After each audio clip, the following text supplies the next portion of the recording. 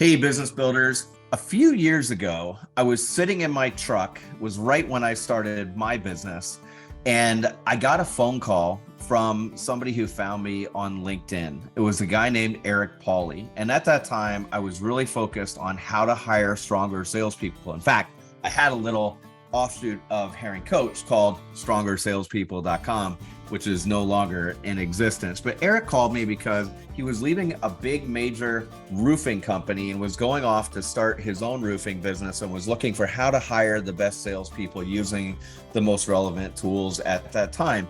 He and I had a long conversation. I enjoyed it. I loved who this guy was, what he was up to. We ended up not actually working together at that time, but we lightly have stayed in touch over the years as he's built and grown his roofing company, Patriot. And in today's episode, you'll hear about how he came from the corporate world, how he was always a guy focused on goals and learning and self-development and sharing that with other people. And he took that desire to learn and grow in the corporate world and learn how to apply that to business. He tells us how by reading the 4-Hour Work Week, he knew that it was possible to build a business that didn't require him like on it and in it all the time. So that was his vision. And what he's done and what you'll hear is he's built a business that is very sustainable and it is a nice size and it contributes to his family life and how he wants to live. In fact, he just built his dream home, which he dreamed up back when he was deployed with the Army. You'll hear about that today, how he sketched it in his book, and now how it has become reality. And so the business that he has built serves him, his family, his lifestyle, allows him to live out in Idaho in the woods where he enjoys hunting and being outdoors and going on adventures. But it's also helped him start a nonprofit that has thrived. And that nonprofit is all for disabled veterans who are coming back and who would like to get outdoors and experience a variety of things. It's often hunting, but at other times it's other forms of outdoor recreation. And so Eric just was working on a ranch property and cabins in Texas to add to this, and they've served like thousands of veterans. So this is a great story of a business builder who is integrating all aspects of an abundant life. He's a true creator. I can't wait to share Eric Pauly with you. So here we go. Welcome to the Business Builder Way podcast, where we help business builders grow leadership skills and wisdom and stay grounded through business builder hero stories. So let's get after it. Hey, business builders, I'm joined today by Eric Pauly, and Eric is a business builder for sure, and a life builder and a creator, and he's living intentionally. And I just saw that Eric had built his dream house and moved into it, and that prompted me to say, wow, this would be a good time to have your story featured on the Business Builder Way. So Eric, I'm so glad that you were willing to spend some time with us and join us today. Sure. Yeah. Thanks for having me. And we're gonna jump into your story, Eric, at the point of now, present time. And one of the things we do here on the Business Builder Way podcast is help to get out into the world what I call hero stories. And you and heroes in your world, I know we're going to get into some of the things that you're doing, like with your nonprofit. But even before you were able to start to build that nonprofit, you are a hero and you have created something in your business from nothing, from an idea, from experiences and things that you had done, just like your house right there.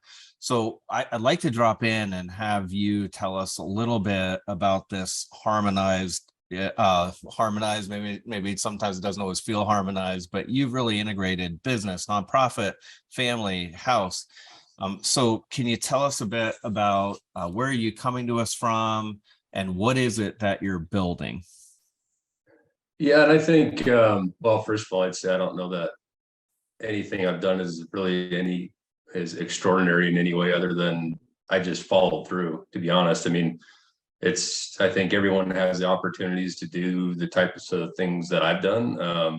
I think it's just a matter of, wanting something bad enough and just not quitting, that kind of thing. So I don't know that it's anything heroic by any means or standards, but I think one of the things in my life that's kind of led me to you mentioned, the work and the family life and, the different goals with the business and the nonprofit. And that is just, I've always had this internal, I guess, need for balance.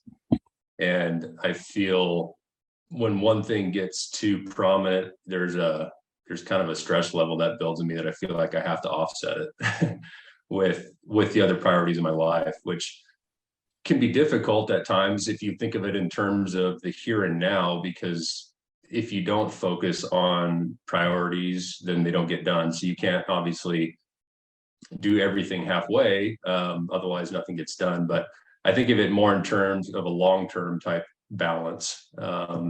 Whereas, if you have a good plan and you're looking forward and you're actually setting your goals and you have an end goal in mind, then your life may be off balance for that period in time, but it's to get to a point when you accomplish your goal that you can regain that balance. So, and that's just kind of the way I've always looked at things. And that's the way, and it's not a perfect system. Obviously, there's always things where you're like, I should have done more of this or I should have done more of that. But when you have the main goals in your life set and you pursue those, like this house took me, almost 2 years of daily work. For probably 17 months, I was going at it 10 to 16 hours a day, so that's obviously not a balanced life. And it wasn't the plan in the beginning, honestly. The plan was to have somebody do it, but it was one of those things where that kind of fell apart and I couldn't find the qualified help I needed that would do it the right way. So I kind of just took it over, because that's the only way I saw getting to that goal without it all falling apart. So,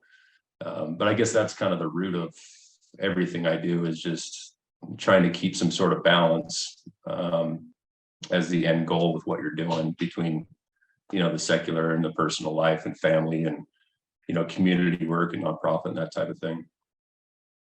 Well, balance could be a noun, right? A state to be achieved, or balance could be a verb, where you're a little bit over this way and a little bit over that way. And it sounds like that's how you roll.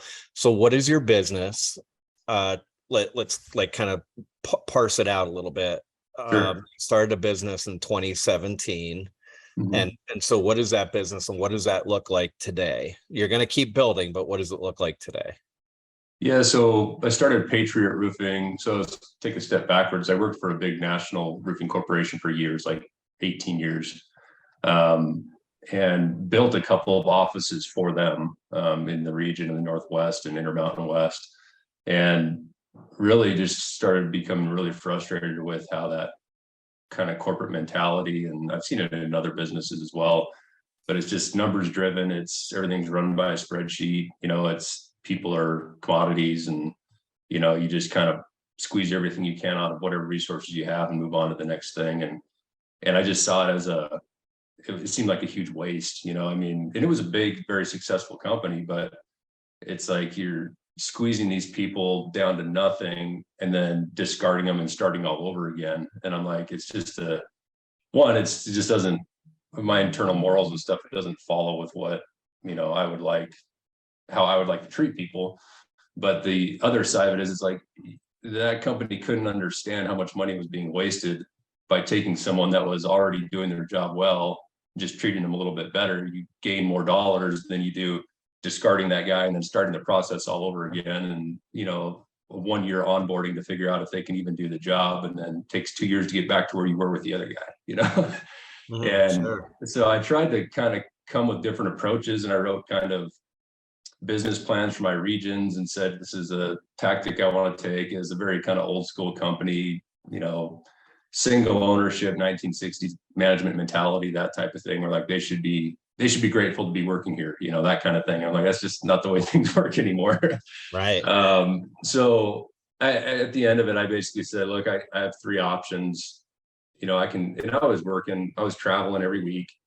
I was working all the time, I was away from the family a lot. I'm like, this isn't sustainable, from that aspect. But I basically looked at it and said, I can either, because I was fighting all the time, I was like, they're telling me you need to do this, this, and that. I'm like, you haven't even been to this region. You haven't been to that office. You don't know that individual. That's not going to work, And so I'm fighting with, the VPs and the corporate office all the time. And I'm like, I can either just keep fighting, which drives me crazy and wastes a ton of my time, because I spend 50% of my time fighting and not being effective.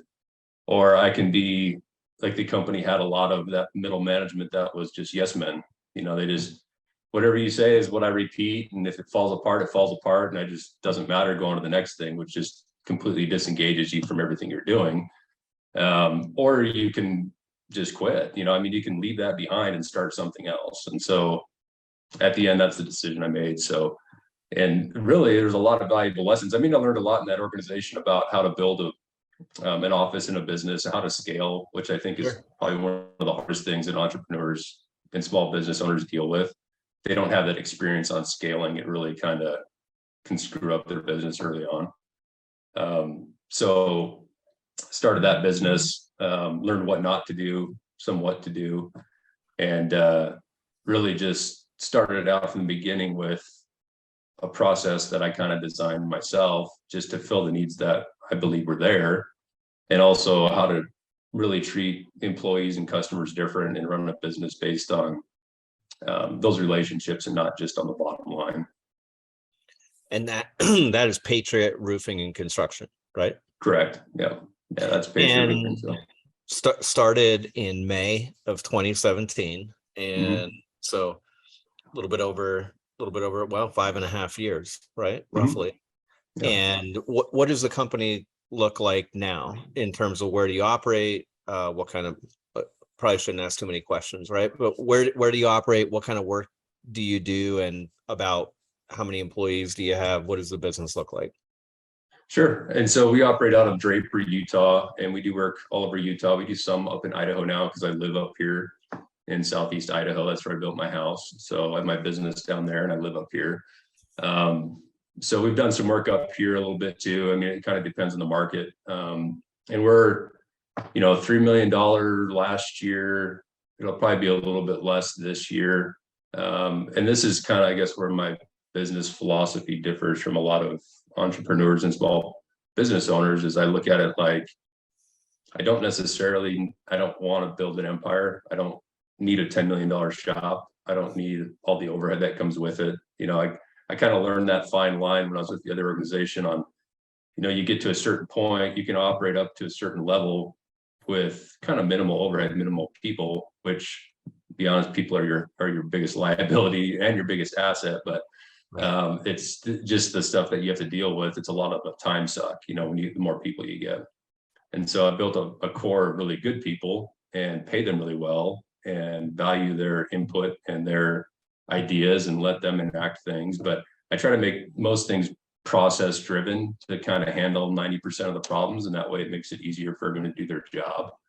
And then I put rewards in place for, additional efforts and that type of thing that benefit the company.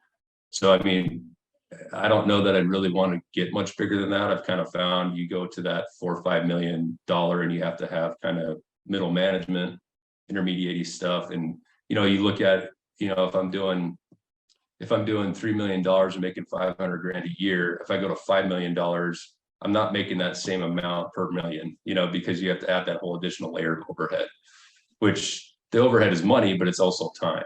And so the way I built it now, years and years ago, I read Tim Ferriss's book, The 4-Hour Work Week. I'm like, how can I translate that into something that I know? And so when I built this business, it was really about that. It was like, okay, I need to find the people. I started like everyone else does. I did everything. I worked my butt off, 80-hour weeks. I did all that. But the goal was to do that, spend that time in the right places, to put people in place that believed in what I was doing, believed in themselves, wanted to take that level of responsibility to run the organization essentially for me. So, and I probably work less than 4 hours a week right now on Patriot. I have a really good operations manager and sales team. So I have 2 sales guys, an operations manager, a field supervisor kind of comes and goes depending on the times, and then 2 to 3 crews going to get that revenue in that sweet spot. But it's kind of different in the organization, especially in residential roofing.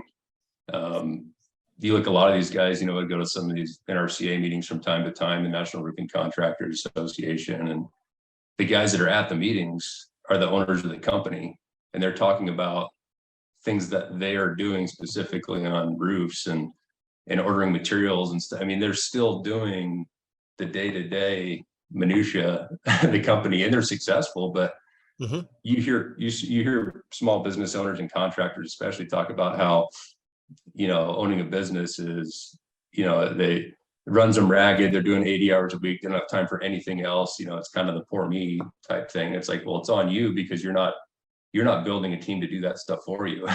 You're being a business administrator, not a business owner. Right.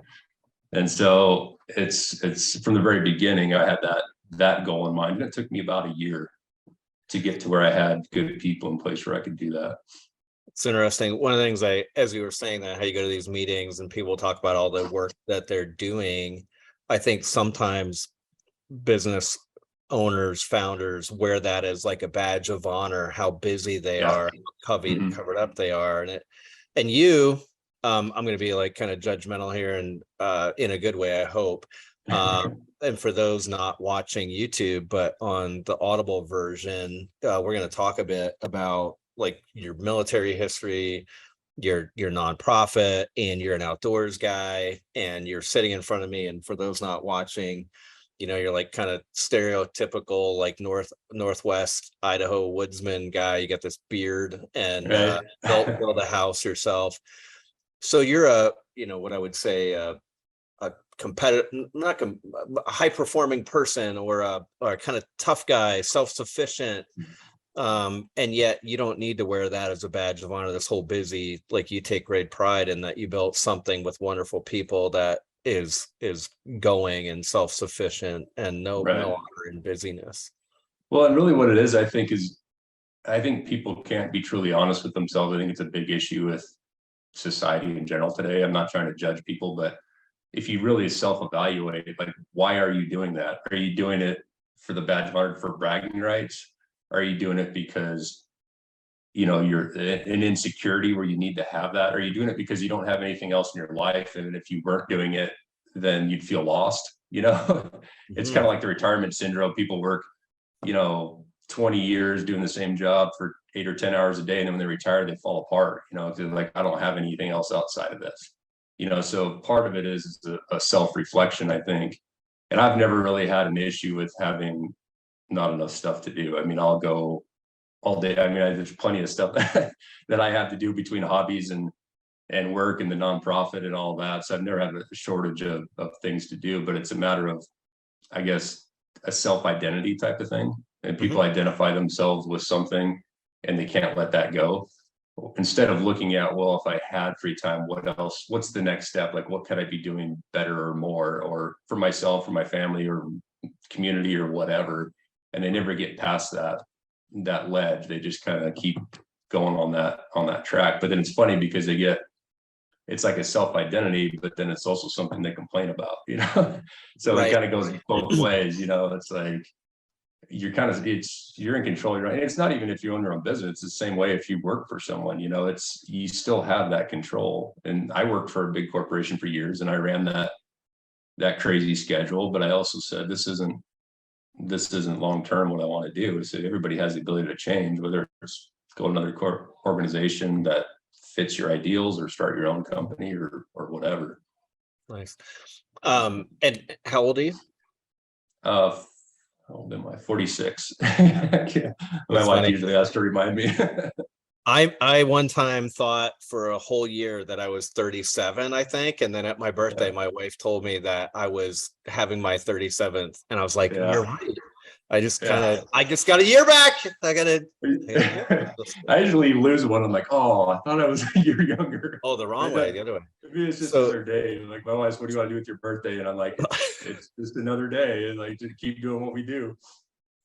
So 46, and you've mentioned children and your wife. So you've got a family. So alongside the business, you've got a family and you're present with them. And as much as you want to share, like, how old are they? Yeah, so I had 2 children that were technically my stepchildren, but I married my wife when they were very young, so they'd always been with us. So they're my kids. My daughter, she actually lives up here in southeast Idaho, and she's going to be getting married this next summer, actually. And then my stepson is in the Navy right now, and then we have one child together that's here at home. He's in high school still, so he's a junior in high school. So 3 total, like, Yep. yeah. Awesome. So that'll keep you busy too. And then when did you start the nonprofit? When did you start doing Operation Pay It Forward? It was actually before I left that other organization. So it was officially formed in April of 2016. In 2015 is when I kind of decided, it was the fall of 2014. And I remember it clearly. I do a lot of hunting. I do a lot of archery hunting and stuff like that. I love being out in nature. It kind of grounds me, and it, that free time and serenity lets you self-reflect and kind of get through stuff without all the distractions. And I'd actually gotten chosen to do a hunt for this outdoor show. It was called Outlanders. And so they selected me. The premise was that they find regular everyday people, and then they send an actual camera crew to follow them around and hunt and stuff like that, and they film it.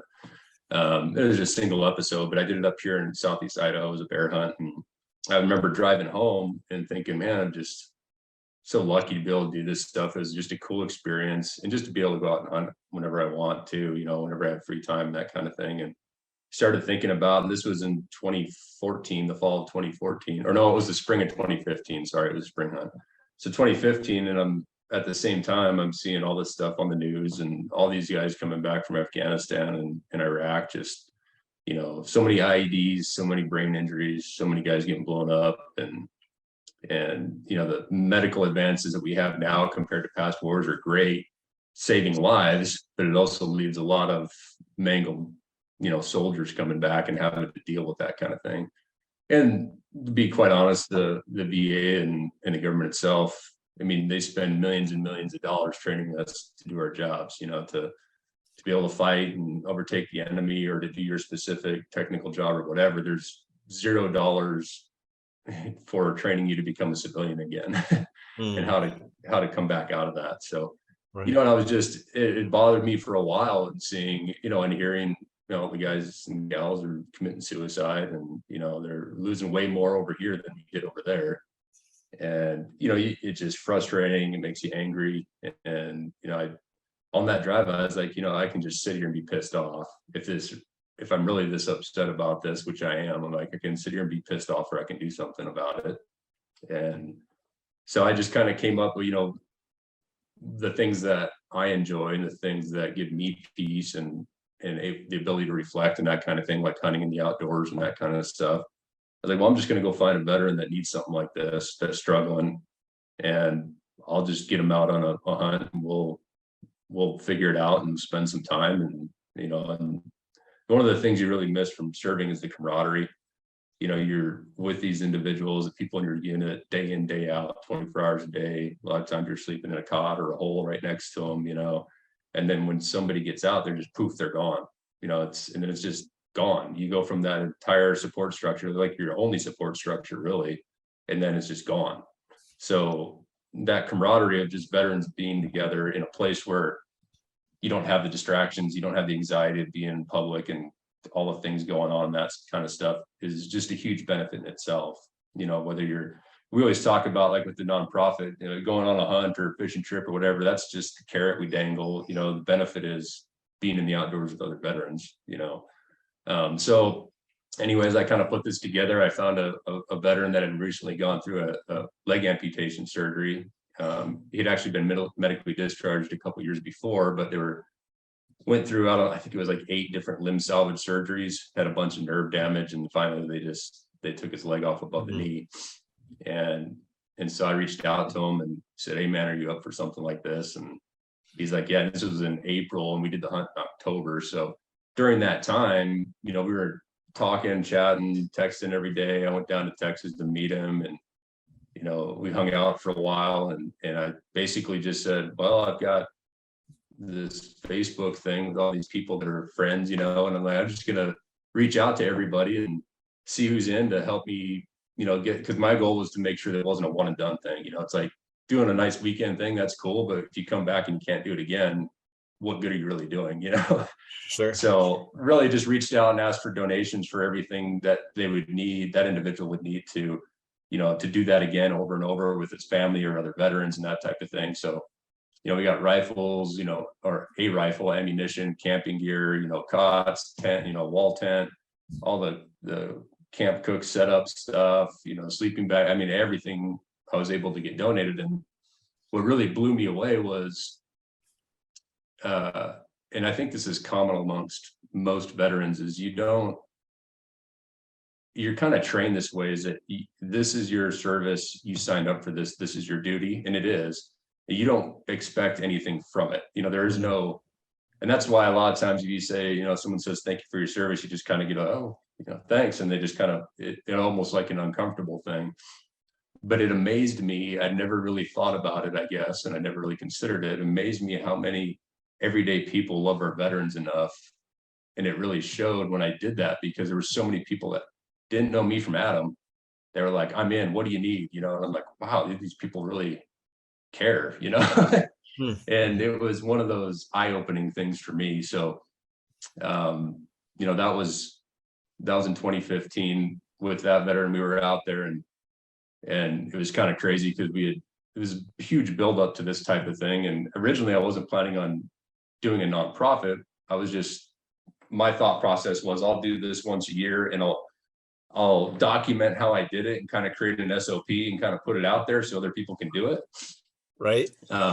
It turned out being a lot more difficult than just being able to write up a outline and send it around. I mean, not difficult isn't hard, it's just a lot more intricacies and things that, especially when dealing with veterans, like it took me 5 months to find a veteran to do this, because veterans in general are kind of mistrusting group. They're not the kind that are going to answer a lot of veterans I know, like they don't even have voicemails, and if they don't recognize the number that's calling, they just don't answer the phone. Gotcha. So it's just not a lot of, unless they served with you, they don't even, they're not going to respond to stuff. So in going through that process, and then it was kind of interesting, I guess it's a sidebar, but we were out there, we ended up doing our hunt in southeast Idaho. We're out in the sticks in the middle of nowhere, and spotty cell service, and I get a message from my sister, and she's like, you need to come to Denver, I think mom's dying. And so I had to leave in the middle of that first hunt.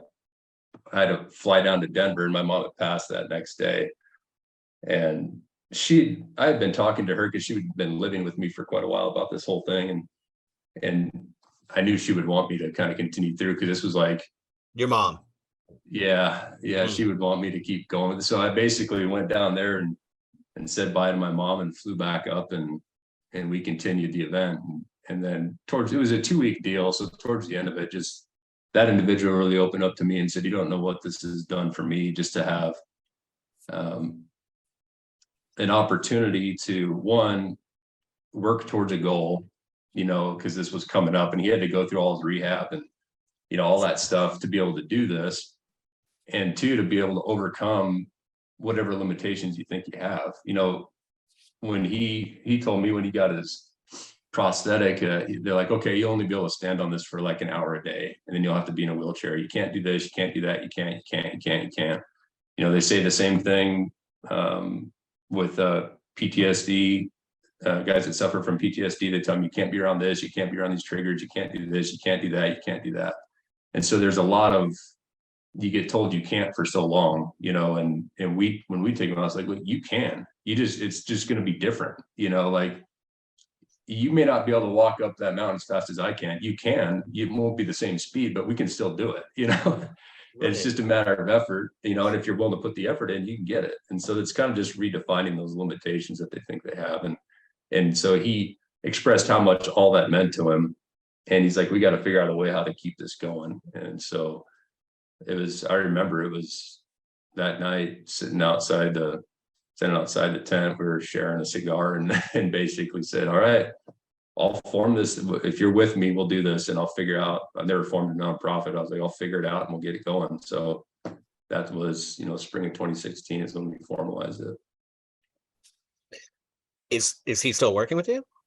Yeah. He's been on the board since then. He recently started working kind of got a career going, so his time's a lot more limited now. So he's still involved with the organization now on the veteran side and doing the events. He's not quite as involved as he was before, but he's got family and stuff that he's got to, commitments that he's got to do. His own balance has to be met there too.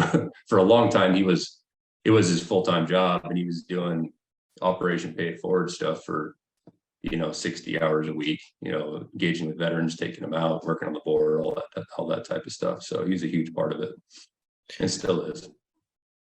His own balance test. It's noteworthy and worth writing down, that you keep testing that. You met a couple times now that you've mentioned that you test that and you actively move. Now, I should know this before I ask the question, but I will. You started, well, I know this, or I'm confident in this. You started Patriot Roofing with a partner, right? Right. Well, so when I left that organization, I started a different business with a partner. Okay. All right. So then that's what I knew. That was when you and I first met, was when you were starting that. You started that. Okay. Got it.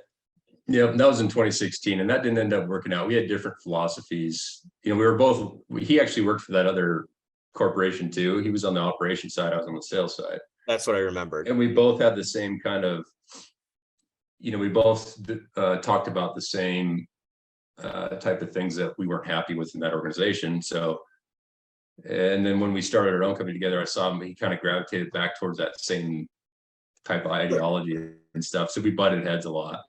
And so it was, I think, a year later, then I said, why don't we just split? I'll start this over here. And he lived over there in Vancouver. So he bought me out on that one. I started Patriot and kind of went separate ways. Yeah. Okay. Gotcha. Well, and that, this idea of focusing on hero stories in the podcast, part of the story is sometimes we have setbacks and not even a setback, right? Just a change. Well, that didn't work. And you're the kind of guy, I obviously pick up on, well, that didn't work. All right, well, then we'll go do this thing and I'll figure it out. Right.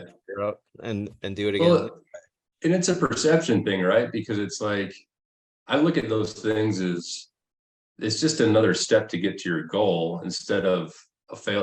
Other people look at it and say, oh, it's failed. That relationship failed, or that business relationship failed, or whatever failed. And he was doing this part and I was doing this part. And now I can't do it on my own because I don't know, whatever it is. But I think the driving force from the very beginning, and I think it's a quality I got from when I was in the Army, was the things they teach you. And I was in the infantry, so it's all combat stuff. So it's all basically you just always keep fighting no matter what, until you have no breath left. You always keep fighting. And that's just kind of the core mentality. And I gravitated towards that a lot, and they made me do things that I thought I never could do, and then once you start doing it, it's like, okay, then you start realizing all the things I thought I could never do is my own head telling me I couldn't do them. There's no reason I couldn't do them, and so coming out of that, my philosophy has always been like, there's no way I can fail, because if I don't quit, I can't fail. That's a common term, but when you put it into practice, it's like when you never stop fighting, you can't fail. And so it creates a sort of a peace of mind, actually, when you just say, if I give it everything I have every day, and I reflect and evaluate and make sure I'm making good choices, then you really can't fail. It's just, and I think the startup part, honestly, is easier for me because it's just all grunt force, it's just putting the time in, it's all effort and freaking growing. And then once you hit that first kind of plateau, or you start bringing other people on, that's where it's a little more strategy and, decision based, and not just, punch in the bag all day long, which is easy. So $3 million roofing company, people running it, read the 4-Hour Work Week and didn't believe that was only for tech startups. Also believe that would be for a blue collarish type business like roofing. 3 kids, this nonprofit, build your dream home. You were able to take 2 years to be the general contractor, do lots of the work, self-performing it. And by the way, and to get current on your story, just a little bit about what was that dream home? What did you dream? What did you sketch? And what are you living in right now? Yeah. So I ended up building it's about a 4,000 square foot log home. And so this goes back to, I've always been into woodworking since I was a kid. and I've always wanted to have a log home. And I actually found, my wife found a sketchbook I had when I was in Bosnia, when I was deployed to Bosnia. And I had drawn up, it was the first rendition I had drawn up how I wanted my log home to be.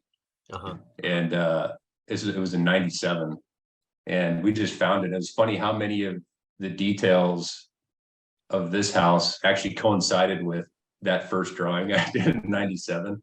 Right. So it's kind of one of those things where you just got to decide what you really want and do you want it bad enough to put everything you got into it, you know? And that was my goal forever. And then I was like, okay, we need a piece of land. Well, I'm like, well, I don't want just a log home sitting on a chunk of desert in the middle of, you know, southern Utah or something like that. You know, I like fishing, I like hunting, I want to be around national forest and water. So I found a place, started looking for a place to buy land back in mid 2000s. And I bought this property in 2008. So that was one of the milestones. And I'm like, that's where I'm going to build my log home one day. And that was in 08. And then, you know, but obviously I didn't have the means or anything like that at the time, but it's like, that was a big milestone and you're still going towards that. So I don't know if it's just tenacity or what, but I think some people get impatient that they're not hitting their goals fast enough.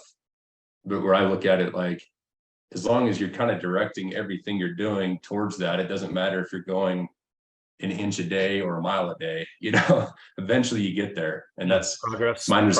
Progress, right? I had a guy, Brian Mininger was just ran a 100-mile race, and him and his wife Victoria have this outdoor living, landscaping, decks, things company in Virginia.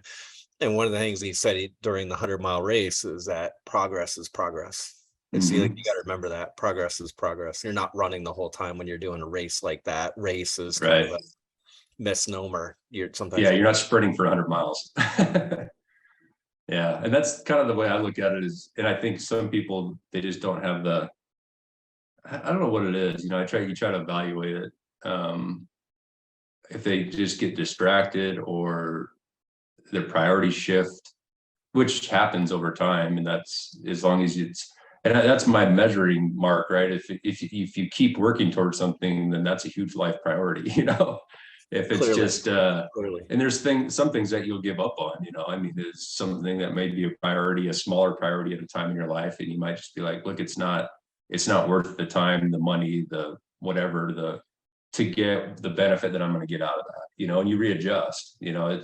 It's not to say that every priority I've ever had in my life I've killed and gone after and accomplished, you know, because sometimes they weren't the right priorities, you know, and you shift. But I guess when if I'm trying to explain it to like a 2-year-old or something, it's like, how do you decide which priorities are the ones that you pursue? There's nothing you can write down in a book and say, this is how you do it. It's got to be your internal fire, you know. And but like I said, I don't look at it as like a hero thing. It's just a matter of you just keep going just one step further, you know, that progress. And that's how we got here. But then you kind of get to the point too, like right after I finished this house, where there's kind of when you work so hard towards a certain goal, even building the business, and you accomplish it, then it's like, oh crap. Like it's almost, I don't want to say it's a depression, but it's kind of like, it's like a part of your life that's gone now, you know. Not the house is here, but that drive and that effort and that fight is gone now because it's done, you know. And then you have to and that's where, you know, like I had to take some reflection time and just be like, okay, this is a good thing, you know. It's not a bad thing, you know. And now you have this, you know, energy and time and all this other stuff, so let's reevaluate all the other, you know, life balance things and see what's been lagging, and how can we put more time into that and make that your new, you know, priority. So it was kind of surprising.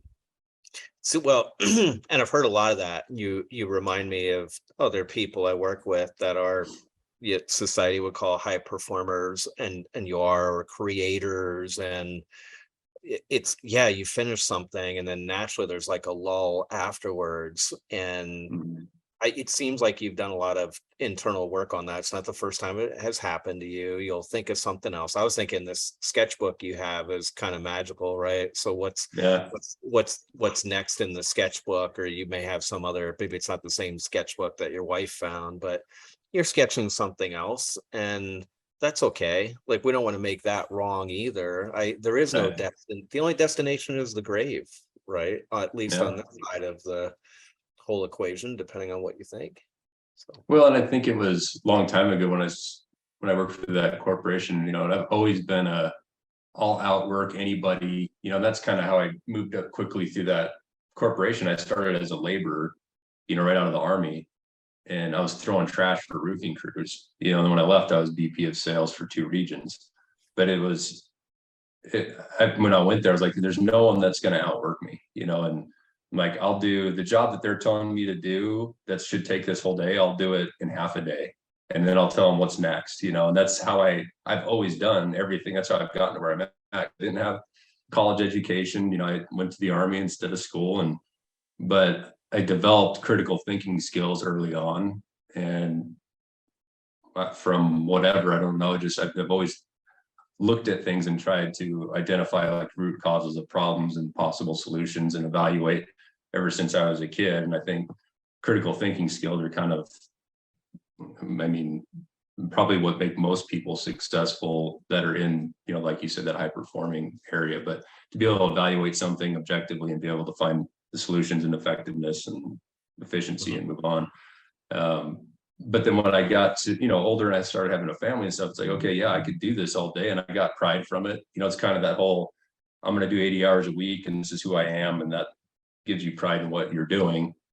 But I'm like, I don't have time to do the things I love to do. And I don't have time to reflect. I don't have time to spend with my family. I don't, have this time. So it was early on. I think it was I want to say it was 2013 when I started looking at, I think that's when I read Tim Ferriss's book and didn't really know how to connect the dots then.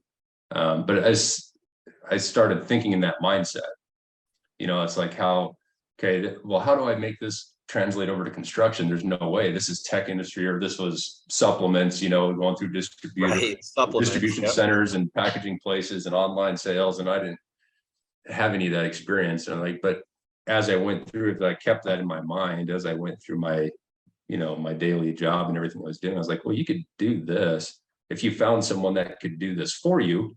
It may not be a distribution center, maybe an individual, but instead of paying a distribution center, you're paying an individual.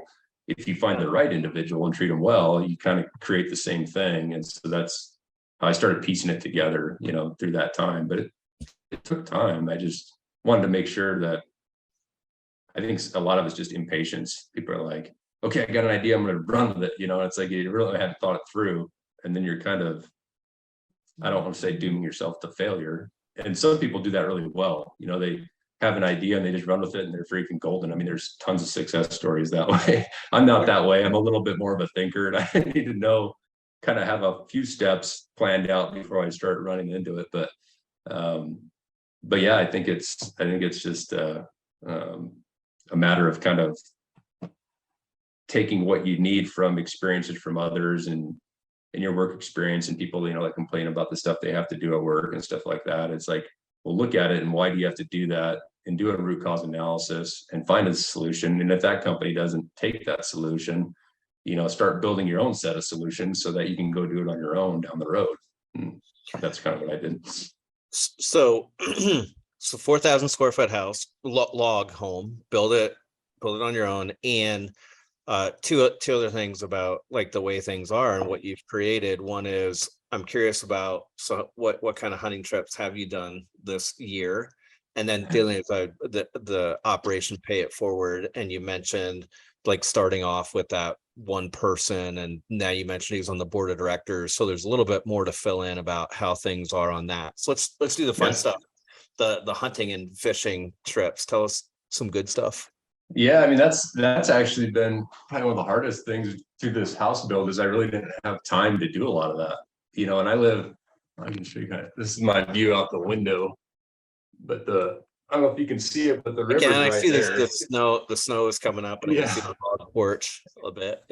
Yeah, and there's national forest right here. There's animals all around here, and it's not like I have to travel to go hunt, and so it was it's one of those things that ate at me, because that's kind of where I got my reset, and it's like, I don't have time to do this. So last couple of years have been a little rough. I did go to Alaska last year on a moose hunt, and the year before I just kind of blocked out those times for like a DIY, just get a bush plane, fly in there and have an adventure and be completely in the middle of nowhere, and that's kind of the stuff I love. I like to always go experience new things, and whether it's hunting new animals or going to new places or that type of thing, I always like the challenge. So it's kind of like, if you just go to the same spot every time where like in the whitetail woods, these deer are always going to be in this spot. There's been 7 generations that have shot a deer from that stand, and you just go there. And that's nothing wrong with that. It's just, that's not the Different. what I like to do, is go to the other place, go to the place I haven't been, and the challenge of figuring it out. And so and I've been to Africa twice. I've been to Alaska 3 times. I've hunted in Utah and Idaho and Colorado and New Mexico and Washington. So it's just for me, it's just, I love that challenge and that ability. It's kind of that feeling of accomplishment. Like you building a house, like you're just walking into the woods. I don't hire guides. I just go and figure it out. And so being able to walk into the woods in a new place and kind of figure stuff out for me, it's a different kind of accomplishment. Because like you said, that, I'm one of those kind of the rough, self-reliant type of guys, and I am. And the core of it is, to me, like, if everything around me falls apart, can I still survive? And I'm not a doomsdayer per se or anything like that, but it's like, I think being in the Army and being in other countries and seeing what's happened in other parts of the world, that what we have here is a lot more fragile than everybody thinks it is. And just the ability to be able to go out and take care of myself and my family and know that I can do that. And you don't know that you can do that unless you're doing it. It's a perishable skill. You can't say, oh yeah, I did that once, so I'm good, Sure. So I find it a lot of satisfaction in it, and it's a lot of just peacefulness. It's one of the things I explain to the veterans is, if you can get so passionate about something, and it doesn't have to be hunting or fishing, but something that occupies your mind to the point where nothing else can enter your mind when you're doing it, it allows your brain to reset. And I fly fish a lot, so I'll stand out here in the river and I'll watch one rising fish, and I'll see him, I'll try to pattern him, and he's in a tough spot to cast to, and I'll switch flies, but all I'm thinking about is that fish. And you walk into the river with all these problems and all this stress and all this thing that's, and they're all fighting each other for brain span attention, and you're just kind of jumping from one to the next, and you're not really making any ground on anything. You go do that, for a couple hours, you come back out, and then those problems look different. They're not as critical usually as you thought they were. It's easier to prioritize them and say, okay, this one can wait, this needs to be done now. And here's some, logical evaluation solution type thing. And so I talk to veterans a lot about that, because one of the worst things for them is having free time, because the things that are entering my brain are like, money stuff, or, and I still have a little bit of stuff from when I was in the Army, but I've gotten through most of that. But a lot of these guys that came back recently or saw a lot more combat than I did, as soon as they don't have something holding their attention, that's where their brain goes. Sure. It goes to the dark places, and so if you can get them passionate about something where if they're not doing it, they're thinking about doing it, or they're planning to do it, or they're planning the next time they're going to do it, it's it's life-saving, really. It sounds silly, but it is, because it keeps their brain in the right place.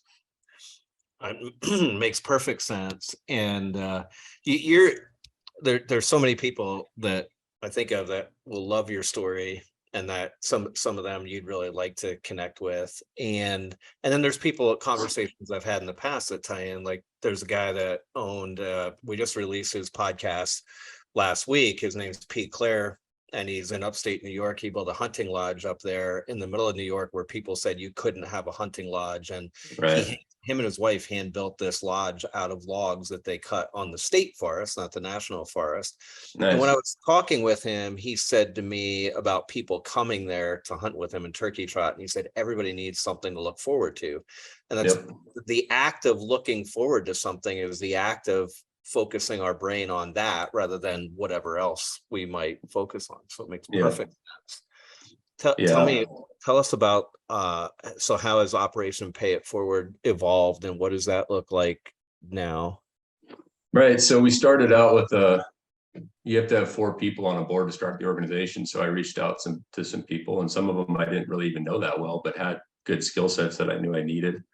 And it's a completely different scenario because, at least the way I looked at it, because I had been in sales most of my career, and it's, and done a lot of business deals, and you're asking for something in return. You're saying, I will sell you, I want your money and I'm going to give you this. And with this, there was nothing to give them. So when I wrote the bylaws for the organization, I wrote it that there wouldn't be any paid positions in this organization ever. And the reason I did that was because I've been around some other nonprofits and I've done some other charity stuff and that, where it becomes very gray, when you're, and I'm not saying this makes a nonprofit bad, but when you start thinking of money in terms of percentages instead of dollars, that's how you end up with CEOs of a nonprofit that make $10 million a year. Well, it's only 10% or whatever it is, but it's $10 million, and that $10 million could be used for a lot more, and then it becomes a job instead of a passion. And so then it's like, how much are you really putting into it? Or is it like a typical 9 to 5 that a lot of America does, where it's like, yeah, I punch the clock, I check the box, give me my paycheck, I'm going to go home. And so I kind of took a list. So doing that and asking people to join was really all faith-based. Do they love our veterans enough that they're going to do this? They're going to give their time and, their resources to do this. And I basically went into it saying, well, if the need is there, and I found the need on both sides. So obviously the veteran need is obvious, but there was a need on the civilian side to connect with our veterans, for them to be able to actually show their appreciation in a way that they could feel that connection, not just, stroking a check and sending it off in the mail type of thing, because that's not really a connection to anything. I mean, it's good to give, but so I saw a need on both sides, and being able to utilize that need to help kind of both sides of the aisle there. So, and I just kind of started putting this together, and it's all been driven by just a core value of making a long lasting impact on our veterans in their lives. And the reason I say that is because there's a lot of organizations, like I said, that do here's a cool weekend trip, or there's this kind of thing. And coming from the veteran side, when I look at it, like when I was struggling a bit when I came out, if I got to go do something really cool and then I got sent back to the couch, on Monday, it'd almost be more depressing now, knowing there's this thing that I felt like I couldn't do anymore, So the way to make it kind of long lasting, impactful, how do you keep in touch with these individuals? You can make a phone roster or a phone tree or something like that. None of that's sustainable, to be able to follow up and keep in touch. So we started shortly after we started our ambassador program, which we just had a board retreat, and it kind of just popped into my head because we started growing pretty exponentially that first year. When I say growing, like the number of veterans that were coming to us in need. And so I started looking at, like, how are we going to scale this, from a business standpoint? Like, if we don't have paid positions, we have a 4-person board and it's just volunteer time, how do we scale this? And I didn't want to exclude any veteran that wasn't, geographically convenient, because just because they live in Maine doesn't mean that they don't need help, and we shouldn't be excluding them, but then you start reaching across the country and it's a lot more work. And so, like, how do we do this? And then we started looking at, well, how do we keep in touch with all these veterans that have been out? Like, if they go out and then they go back home, how do we know how they're doing? And so it just kind of popped into my head, like, what if we create an ambassador program where the veterans that we take out, and they get to go do these, hunts or fishing trips or whatever, what if they become part of the organization and they lead? And the other issue we had early on was, like I said before, veterans are a mistrusting group. And so how do you reach the ones that really need it? There are veterans that'll raise their hand for any free thing, right? But typically they're not the ones that need it for their lives, that are struggling. the ones that are struggling aren't going to answer anything unless it's somebody they served with or someone they know says, hey man, you got to come do this, you know. So to be able to connect with those veterans, those ambassadors can reach out to the guys that they serve with or people in their community, people that they're connected with, you know, veteran men and women that they're connected with, and then set up their own events in their area, whatever their interests are or those veterans' interests are. I mean, we've had people do rock climbing, you know, golf, whitewater rafting. We're not particular on what the event is. Again, that's kind of the carrot you dangle for them to go. Gotcha. And then the side benefit. So it really opened us up because we do trainings with our ambassadors to say, you know, this is within the rules of a 501c3. There's certain things you can and can't do. And this is how we need to structure it. And then we train them on suicide awareness and also self-evaluation. Sometimes when you get with someone that's in a bad spot, it kind of pulls you into that bad spot. So we do training with them and then we send them out. They fill out a worksheet basically on what their plans are. They submit it back to the board. You know, we approve it in the budget and then we send them the funds and they do their event with those veterans. The side benefit, so that helped us to keep in touch with these individuals because they're doing ambassador events. They're leading other veteran events, so they're still engaged with us. We know how they're doing. But what we saw was, which I didn't originally anticipate, but seemed really obvious after the first few, was you're giving them a new mission. Because one of the things that our veterans miss the most, or that have the biggest issue with, and honestly, what leads to a lot of the suicides is when you were downrange, you were serving, you were doing something hugely important. You know, you were saving lives, you're protecting your country, you were in charge of millions of dollars of equipment. Every day, every time you woke up, it was impactful. What you did that day was impactful. And then you get medically retired, or you just get out and you come back and you're just 1 to 350 million. You know, you're just a lump on a couch. You know, the biggest decision you have to make is, should I have McDonald's or Burger King for breakfast? You know, it's nothing, what you do doesn't mean anything anymore, you know?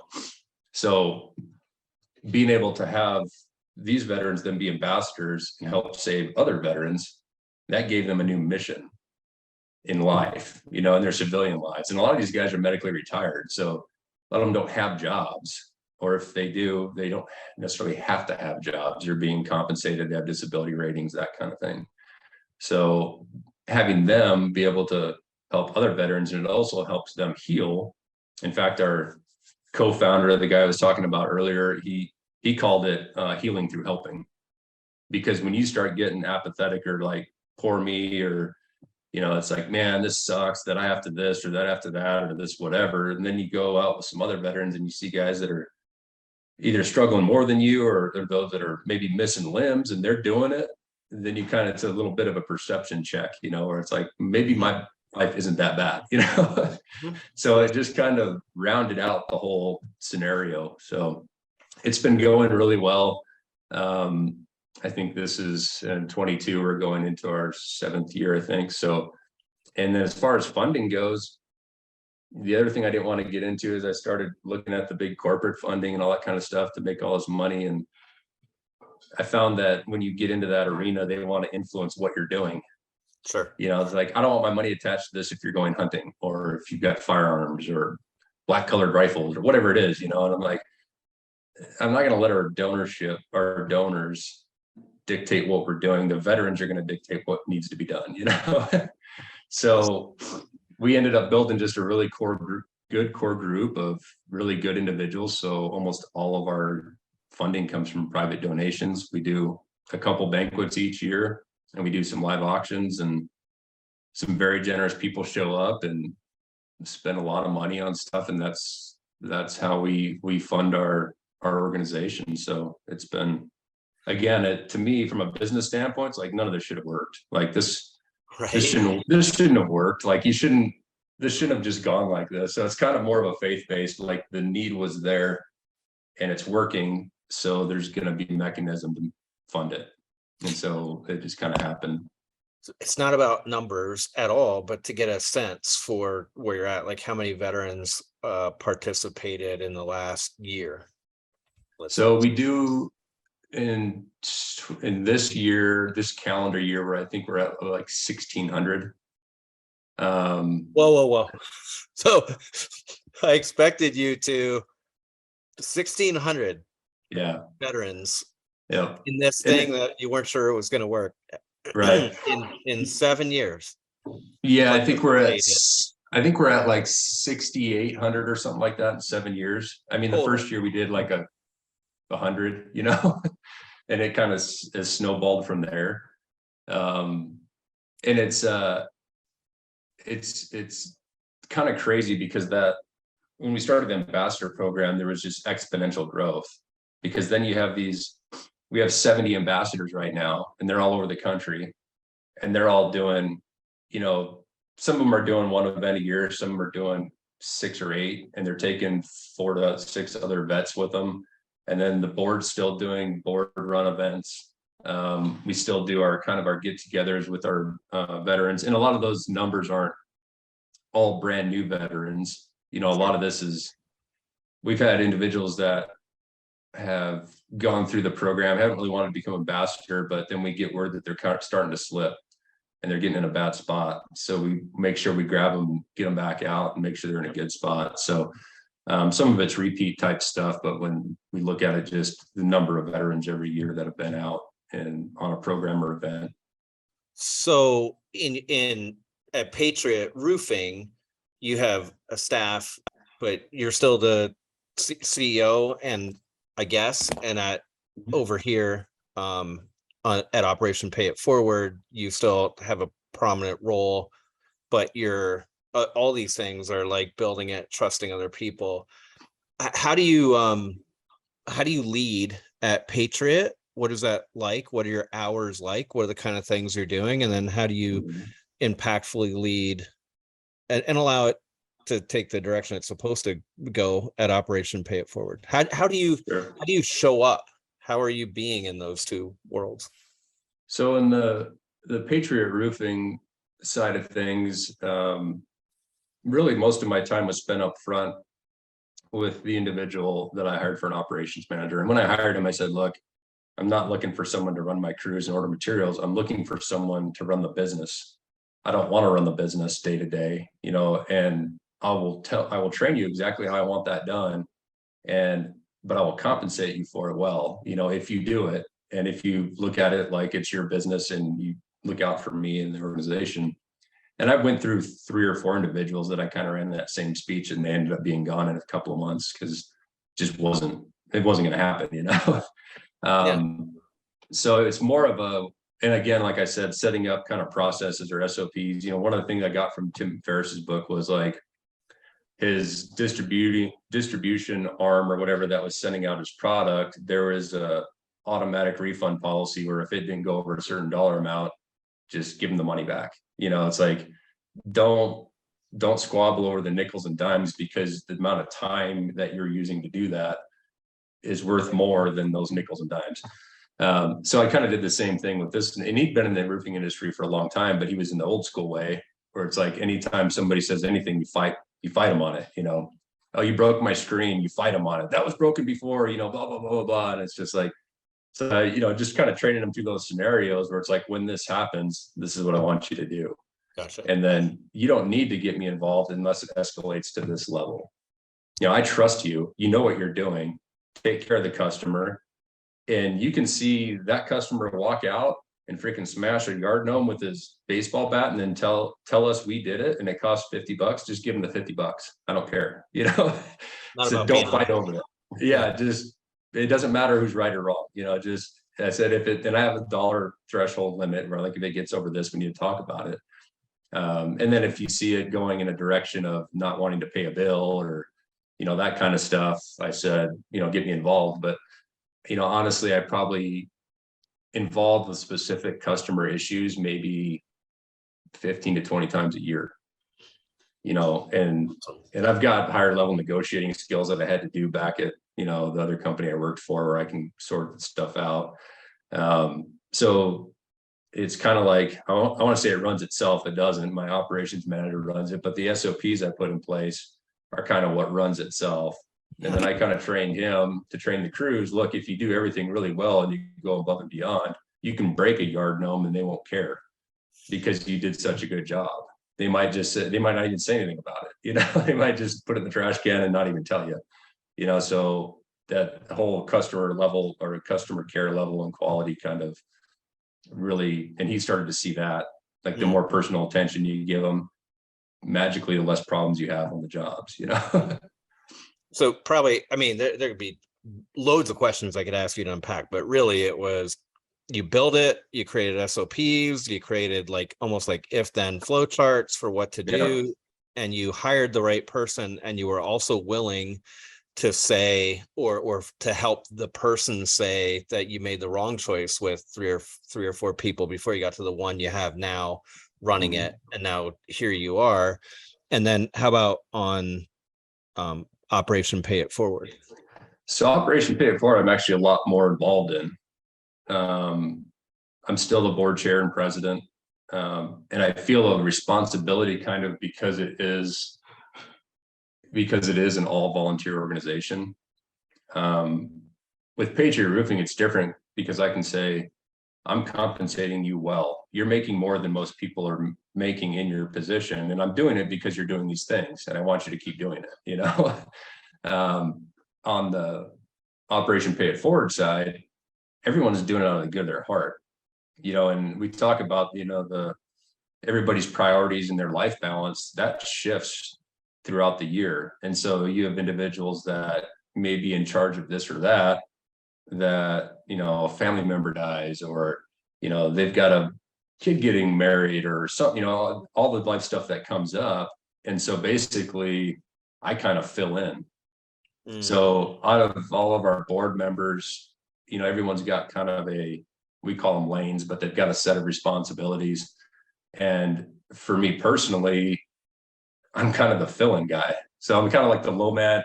If you wanted to look at it in those terms, I'm kind of like the low man on the totem pole, but I don't look at it like that. I'm just, I have the time. So I'm going to use that time to make sure the organization keeps tracking and going in the right direction.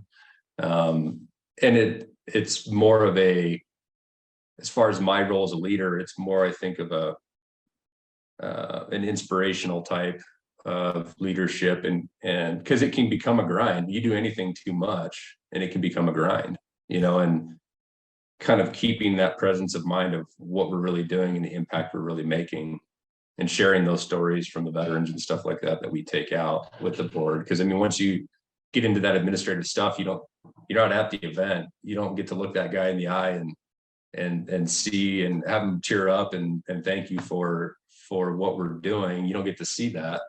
So it can kind of go away, you know. And so trying to kind of keep that refocused, make sure our core mission is staying on track. And we do some other stuff too. I mean, we've done the last 5-6 years, we donate to OSU has a veteran entrepreneurial program. We have a grant that we give to them, or a scholarship, I guess. Every year we've started a 1-800 hotline for veteran help, just for a peer support type thing, instead of a suicide line, you know, where they can call if they're having a bad day and talk to another veteran. You know, we've done some other education linked stuff. We're looking at now a new program for spouses of veterans, being able to kind of lead their own events, because a lot of the spouses that have been with, you know, their husbands or wives through combat deployments and stuff like that, they have that secondary PTSD from that, and they need support as well. So those types of things. And then recently, well, it was the end of last year, we bought a chunk of land in Texas, 80 acres down there. So we're building a veteran camp down there, some cabins. It's got hogs and deer and wildlife on it. And phase 2 is we're going to put in like a little pond with a sand beach. So not just for a hunting camp, but for families and stuff to go and enjoy. It's like an hour from Abilene, it's in the middle of nowhere. You know, you're not going to have all the anxieties and stresses and that kind of stuff. So we're just trying to get our first couple cabins in our bathroom house kind of finished up right now, and then we'll start using that property as well. So there's always there's new things on the horizon all the time. I just look at them and, you know, are they supporting the core mission, and trying to make sure we don't get too many rabbit holes going different ways. Those are the new things in your sketchbook. What So we're gonna wrap up, and I could talk to you forever, but Yeah. we won't today. How can people, people naturally, because I think you're right when you said, well, this doesn't, there's no compensation or whatever, but of course there is. People have as you said, a kind of a hole in their heart sometimes and desire Mhm. to want to give back and help.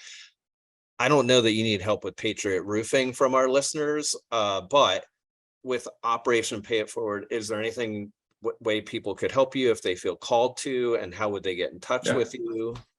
Yeah. So, I mean, we've maximized, we don't get a ton of dollars. Like I said, we don't have multi-million-dollar donations and stuff like that.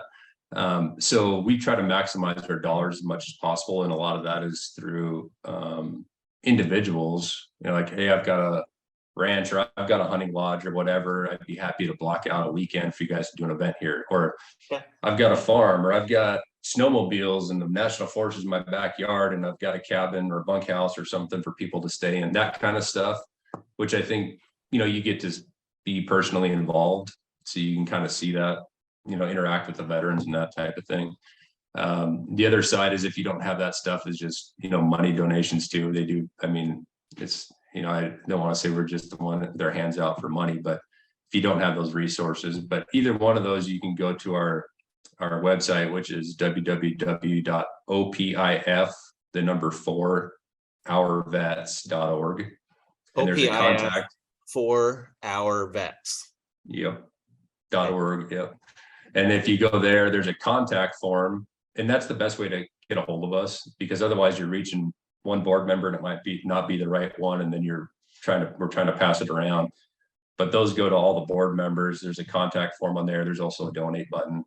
And if any veterans are interested, there's also a sign up button on there. It'll say veterans start here. You click on it, fill out your information, what your interests are. And then we get those every day. And we try to, when we have an event in that region or set up, the one thing I would say is, if anyone comes across a veteran that's really struggling, reach out to us on that contact page, whether you're a civilian or another veteran. We'll drop everything and make whatever arrangements we need to make for that individual. There's a lot of individuals that are just kind of struggle day to day. They're just having a hard time or whatever. But then there's some that are like, you can tell that something's not right and it could go very wrong. And if we can catch those individuals at the right time, we also have some mental health partners, both inside the VA and outside the VA, that if they're really struggling, that we can make sure they're getting the help they need.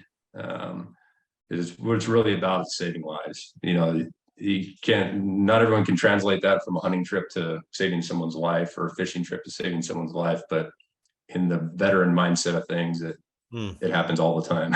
I totally believe, and I think anybody listening to this will believe. And I probably talked over you when you said the website. Could you just say that again and I'll be quiet? Yeah, it's OPIF, the number 4, ourvets.org. Thanks. Yeah. I had good intentions, but that was better. No, you're good. Last, Eric, this is all wonderful and great what you're building. If business builders, because we have a diverse group who are building from their sketchbook, from their dreams, landscape companies, fitness coaching practices, medical clinics, a diverse thing, right? If you were just think of 2 or 3 things that you would suggest they sit and think about for a moment and jot down in their book, anything come to mind? For me, I think I got most of it from, if it's something you're not sure how to do, okay, like usually if you know what you're doing, like you already had a business doing this before, it's kind of easy to get going.